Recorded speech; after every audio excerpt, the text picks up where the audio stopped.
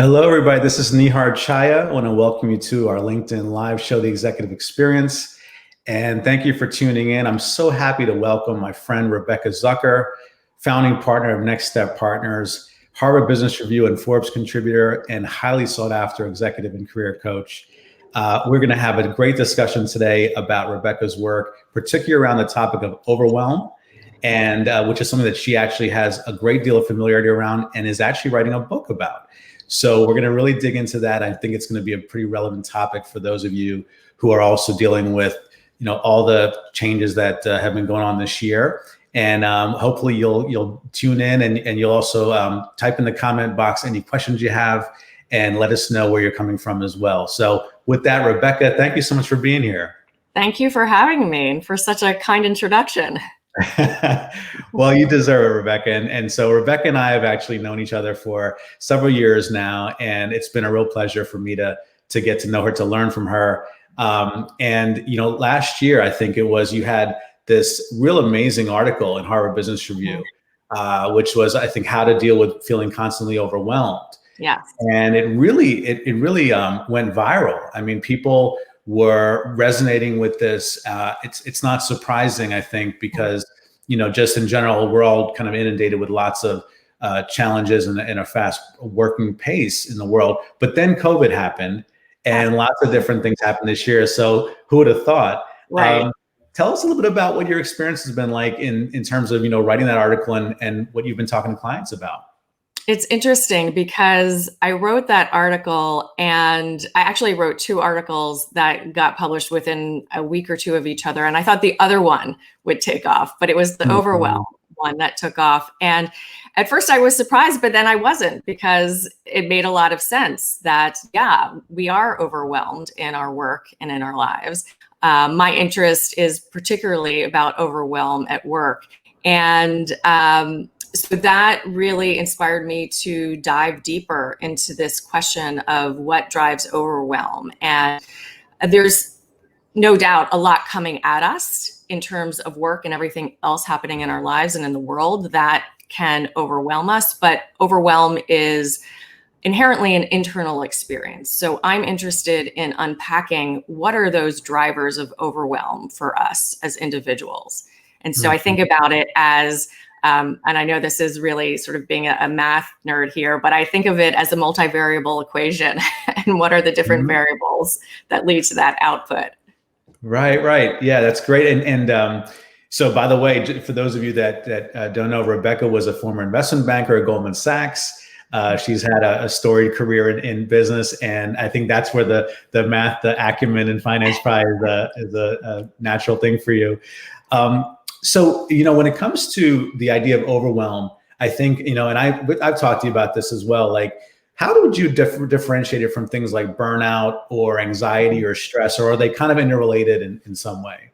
They're definitely interrelated. When you look at things like pressure, stress, burnout, overwhelm, they're interrelated. But starting with pressure, pressure is all around us. We get pressure from our boss, from our colleagues, from our clients, our work deadlines, and so on. Stress is what we do with that pressure, how we think about it in our minds. And if stress is chronic and not managed properly, then it can result in burnout. And I think of overwhelm as one type of stress, and in particular, overwhelm at work is one type of work stress. So that's how I think about it. I think anxiety can feed into that. Essentially, overwhelm is when what we are experiencing is greater than our capacity to process it in any given moment. And so that could be an emotion, good or bad. You can get overwhelmed with anxiety. You can get overwhelmed with joy. Systems and companies can get overwhelmed. Hospital systems can get overwhelmed, as we're finding out, sadly. And so it's really, in thinking about processing what we're experiencing, things like anxiety, we have a certain limited capacity to begin with, and things like anxiety reduce that capacity. So we will get overwhelmed more easily. And I think with the pandemic, what we saw, certainly initially, and I think this has been sustained for a lot of people is that there was a lot of fatigue. So emotional fatigue, cognitive and mental fatigue, and physical fatigue that also serve to reduce our capacity there. Again, which can lead to getting overwhelmed that much more easily. And, clearly when you have a situation where you're not used to working from home and you don't have a good environment that's conducive to working from home, and all of a sudden you have to worry about your child's education who's on an iPad behind you somewhere, that will reduce your capacity further. So, overwhelm is a relative thing that's based on our capacity. I really like how what you said about the internal aspect of it, because it seems to me like we all have the same amount of hours in a day and in a week. And so why is it that some people are able to just sail smoothly through, or at least seem like they can, and other people, right, that seem like they're just really, treading water. Have you thought about, or have you experienced with your clients the idea of like managing that internal challenge through talking to people, or is it just kind of like doing more introspection, or is it a little bit of both? I think it's definitely both. The introspection and reflection part, I think, is vital to any type of growth and development. And if we're going to tackle our overwhelm, we need to grow and develop in order to do that, because a lot of it, or a good part of it, I think, is also in how we are looking at the world, how we're looking at the situation we're in. And that varies as we develop. And I'm very interested in the field of adult development and taking that lens to this also. So as we reach higher stages of adult development, just like there are stages of childhood development, there are stages of adult development. And so, my sort of hypothesis is that as we progress to higher stages of development, we'll be able to handle the challenges that come at us more effectively and not get overwhelmed as easily. So so let me actually just segue to the audience here. And by the way, we love to welcome your questions for Rebecca. I think this is a topic that we wanted to speak about because I think it is pretty universal, whether it relates to work or to life in general. So please feel free to put your questions in there, and also hit the like button, hit the share button if you want to get some of your network to dial in as well. And Rebecca, I wanted to build on the adult development part. You and I do a lot of coaching with executives in different companies. And, have you found that that some of the leaders, particularly experienced, tenured leaders, are resistant to the development aspect, the idea of thinking like, I need to change the way I've always done things? Or are we seeing people more at their breaking point? And so saying, I got to figure out something different here because it's just untenable. And I find, for instance, that not everybody, but some clients, it's like when they have a health issue that comes up suddenly, or a divorce or something like that, then all of a sudden it's like, okay, now I really am getting the signal that I need to change. What are the triggers for people that you've worked with, and how open to change have they been? I think generally people are, they come to us because they want change. And so making that commitment to engage us, I think, is a big step. When they hire us, I think what's most important part of our job as coaches is to build that trust and rapport and make the change process less scary for them. And if they're senior leaders, they're used to change in their organization. They're typically not just managing change, but they're leading change. And when it comes to changing within themselves, that can feel scarier for sure.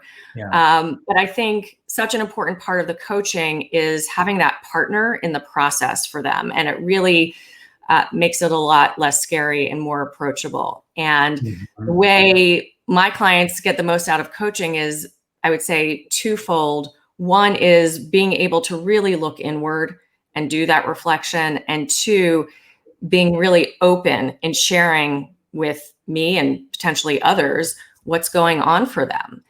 And that's such a big part of the process. And hopefully they're calling us before they get to that breaking point. So we're,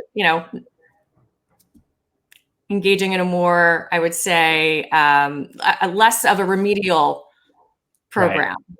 Right. It's because they want to. Yes. Yeah. So one of the things that comes to mind about the idea of opening up to people about when they're dealing with overwhelm is it seems to me that it's easier to open up to people about things that like are real and like, oh, I got so many meetings tomorrow and it's too much, versus something like FOMO, where it's like you're inventing it in your head, that there's more and more I got to have. And, while I think a lot of people can relate to that, how much, is it something that maybe people feel a little bit sheepish about, admitting to, because it's like, well, listen, I mean, you don't have to worry about that. How do you work through overwhelm of things that don't really exist, but it's still a fear of missing out? Sure. Well, those fears are self-protective fears, and we all have them. So whether it's FOMO, fear of missing out, or fear of losing control, or fear of looking bad, having the stacked meetings all day, that can be FOMO also. They could be delegating some of those meetings. They could be saying no to some of those meetings. So typically that's what we see is driving unproductive behaviors, are the limiting beliefs and assumptions about what would happen if you did something differently, if you didn't go to those meetings, if you did let go of control, and so on. So it is about really unpacking what's underneath and what's driving the behaviors that aren't working so well for them anymore. Yeah, yeah. And so we have a few folks on the line here. Chris Littlefield, our friend, wrote Self-Created Overwhelm, which is true, often self-inflicted. Janet Moore is on the line as well. Hey, Janet. Waukesha Hayes from Houston, thanks for joining in. And so with the FOMO thing, how do you kind of get to a place of peace? It's just like, is it really just turning off all the signals and triggers so that you just don't get inundated with everything? It's hard to do in a social media kind of world. Yeah. But what are your tips for people just to find some peace of mind? Well, I think this is where not only unpacking those limiting beliefs and assumptions, but also testing them and debunking them is hugely important. So if I do miss out on this call or this meeting or this event, what is their belief about the dire consequence of that? And doing some safe tests and experiments to see how that really is not going to happen.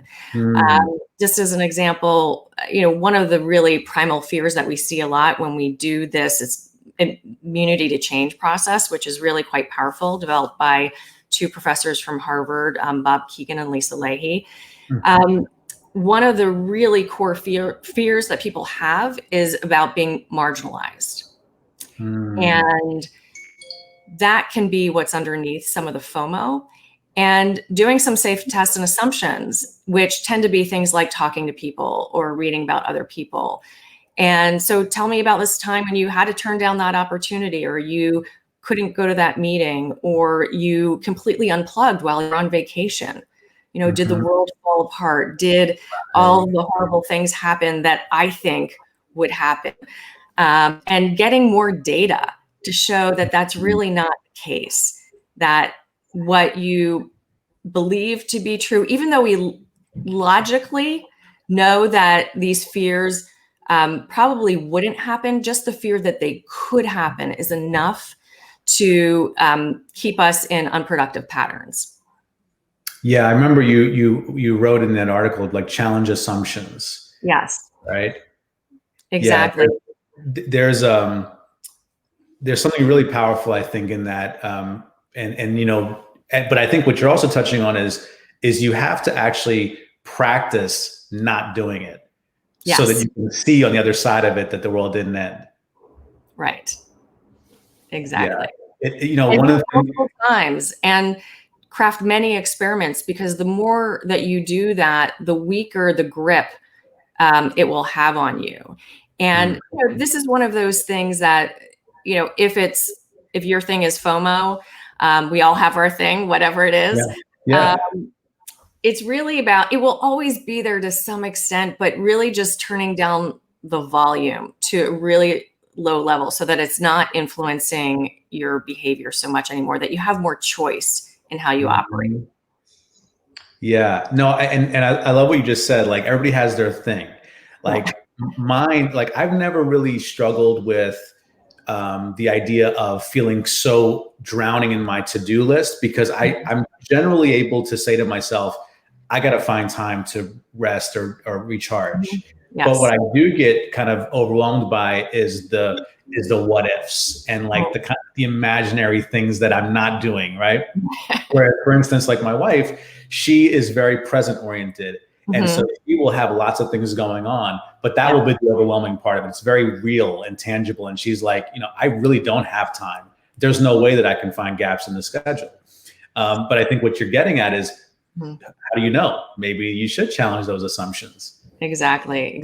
And I am all for engaging in, preventative strategies to prevent overwhelm from happening. When I Mhm. think of, the visual that comes to mind for overwhelm for me is like a tidal wave swelling and mounting and coming over your head where it's Mhm. about to crash down on you.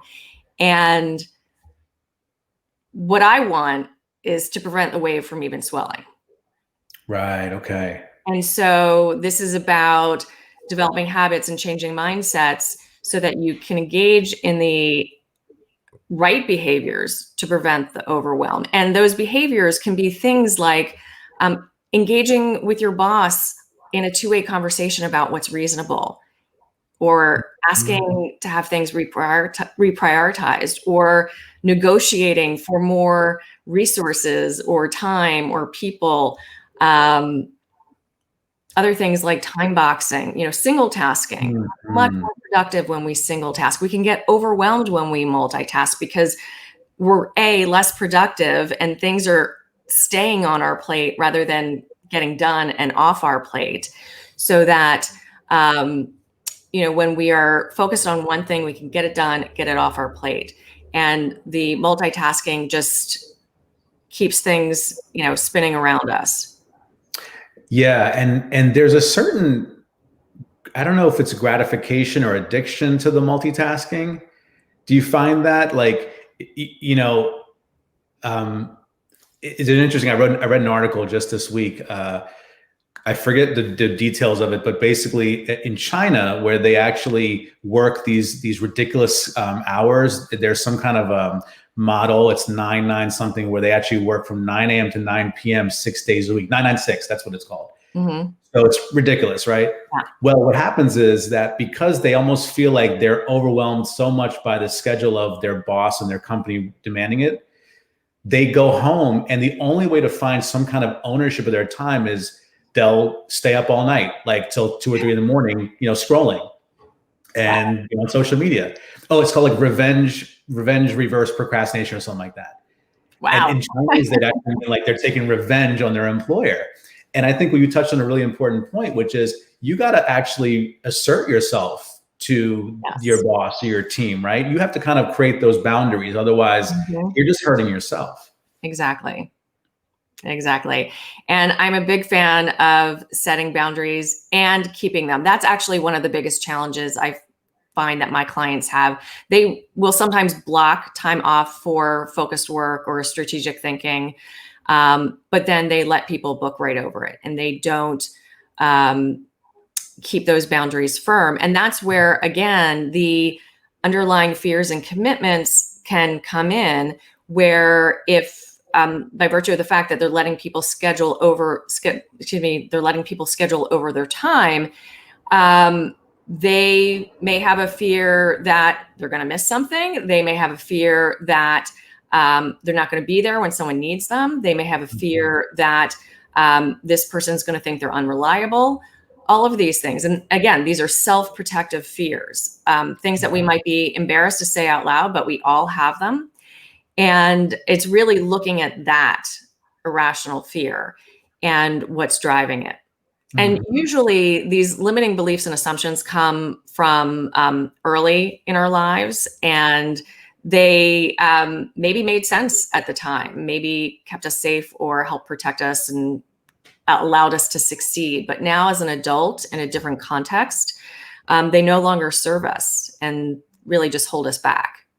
Yeah, I resonate a lot with that. I mean, even the idea of marginalized, feeling marginalized. Uh, Mm-hmm. I know that even in my family, just being first generation American of immigrant parents, they must have instilled in me a lot of this fear of like, make sure you don't, you're not on the outskirts. Make sure you assimilate. Make sure you are present. Make sure you're visible. Mm-hmm. But you're right. Like as you get older, you don't have to be so fearful of those things. Right. Yeah. Let me Exactly. actually take a question from Chris here. When I'm overwhelmed, it's sometimes hard to understand that what I'm experiencing is overwhelmed. Rebecca, how do you catch yourself and break out? That's a fantastic question, Chris. Thank you for asking it.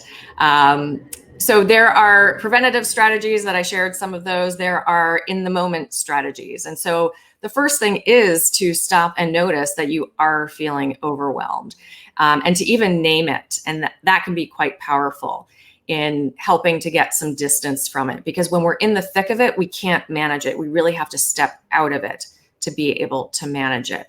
And so naming can help us do that. Ground yourself, whether it's taking a deep breath, walking around the block, getting to a place where you can really sort of reflect and saying, what is overwhelming me right now? And a question I'd like to ask that really helps pinpoint the source of the overwhelm is, what one or two things, if taken off my plate, would make me feel 80% better? And you may not be able to take those one or two things off your plate, but just to identify what the primary driver of the overwhelm is. And then you can tackle it in whatever way you see fit, whether it's to delegate parts of it, to, again, negotiate for more time or resources, whatever it is that you need to do to address it effectively. But a lot of times people are operating on autopilot and they don't know what they're feeling and they don't know what's driving those feelings. And so they can't address it. So they stay stuck in that state, which really doesn't serve them. Yeah, that's really great. Excellent answer to that question, and thanks for putting out there, Chris. Before I forget, Rebecca, I wanted to also talk about the fact that you have published a really successful career handbook, and it does align with this topic of overwhelm in the sense that we know that right now this year, a lot of people are either going through changes in how they work at their existing workplace, and in many ways also maybe looking for new opportunities or even stuck having to look for new opportunities. And so wanted to actually talk a little bit about that with you, Rebecca. And I'm going to put up the website, where the link where you can go look at Rebecca's Career Tools Handbook. And I believe Harvard Business School has used it, Stanford, right? A bunch of Wharton, a lot of big business schools have used it. Yes, exactly. They use it for their MBA alumni, executive, and part-time MBA programs. And it's really a soup to nuts career resource for any career transition that you might be going through now or at any point in the future. It's 235 pages of content and exercises. It's a self-directed guide, really addressing every single aspect you could ever think of with respect to making a career transition, including a new section on managing the first 90 days to help you be successful in your new job. That's fantastic. Layoffs can be another source of overwhelm, often surprising, the surviving employees have to do more work. And if you are one of the people affected by the layoff, it can be overwhelming to have to do a job search. And many people come to us who have never had to look for a job before. So they may be lacking the skills, but also it seems like such a large, ambiguous task that it's overwhelming. So helping to break it down into more manageable pieces and to guide them through the process can be really helpful. And, whether or not they're working with a coach, the career handbook, it's called the Career Handbook for Working Professionals. And that can be a great resource if, working with a coach is not something that you're looking to do or can't afford it, whatever that might be. Hmm. Yeah, I really wish I had something like that back when I was in business school. So it's awesome what you guys are bringing out to the world right now. We have a question from Avi Rob. Avi, thanks for tuning in. Rebecca, some clients now are dealing with overwhelm while also living with a spouse, partner, or family who are doing the same. How do you Yes. advise clients to have that conversation in the home to manage the overwhelm of both them and others? That's a really great question. I think having an open conversation about what you're struggling with, what's hard for you, and how can you support each other, and what do you need most from each other, and Yeah. having compassion for yourselves and your partner or spouse. Yeah, it's interesting. Like you want to believe that in a company you're really rowing in the same direction, and you feel that kind of we're all in this together with your team. And I think a lot of times when in really high performing teams you do feel that way. But with the family, it's really one of those things where compassion is key because you really have just each other. Right. And so if I negotiate that I'm going to try to not do this today and move my calendar around, it's like that might work on a transactional level, but it doesn't, but it could actually, damage the trust and the connection you're building for your family goals. Mm-hmm. Well, I think it's, in any situation, there are trade-offs, and might be the electrician is coming today and, oh, I have this super important call. I can't handle it. Can you move something to handle it? And, it's trying to find a way to make it work. Maybe it's rescheduling the electrician. Yeah. Yeah. And I think also one thing that I'm taking away from this is really how you are coaching your clients and yourself to understand those triggers and to reevaluate or reframe it. I think there's a lot of value in coaching your spouse, Sure. because right there's a real, typically there's a trust and compassion that's already built in there. And if you can do it in the right way, because I know, for instance, like I deal with overwhelm very differently from my spouse. Mm-hmm. So but it doesn't mean that we have to look at it the same way. The tools kind of still apply regardless. Exactly. So, and sometimes you have to let them find their way through it. Yes. Very, very true. Yeah. Don't Yeah. push it. Yeah. And my husband, who I love very much, says, "Be my wife, don't be my coach." Right. Yeah, that's you got to leave it at work, right? Don't bring it home all the time. Exactly. Well, Rebecca, I want to thank you so much for this amazing conversation. And for those of you that want to keep in touch with Rebecca, make sure to follow her on LinkedIn if you haven't already. Also on Twitter, I think it's RS Zucker is the Twitter handle. Exactly. And is there anything else that you wanted to share? I know that, by the way, I will recommend if you need career coaching or executive coaching, be sure to look out for Next Step Partners. Any last words on your part, Rebecca? I would just say, try and prevent overwhelm, set boundaries. One of my favorite activities is defensive calendaring. So go for it and stay Excellent. well. Definitely create those boundaries for yourself. And like you said, preempt the wave. Yes, preempt the wave. So thank you so much, Rebecca. I really appreciate it. We'll have you on again next year so we can learn more about your book that's coming up. And really excited to learn more about your work. And congratulations on that. Thank you so much for having me. Good to see you, Nihar. You too. Take care. Thanks for everybody. Bye-bye. Bye.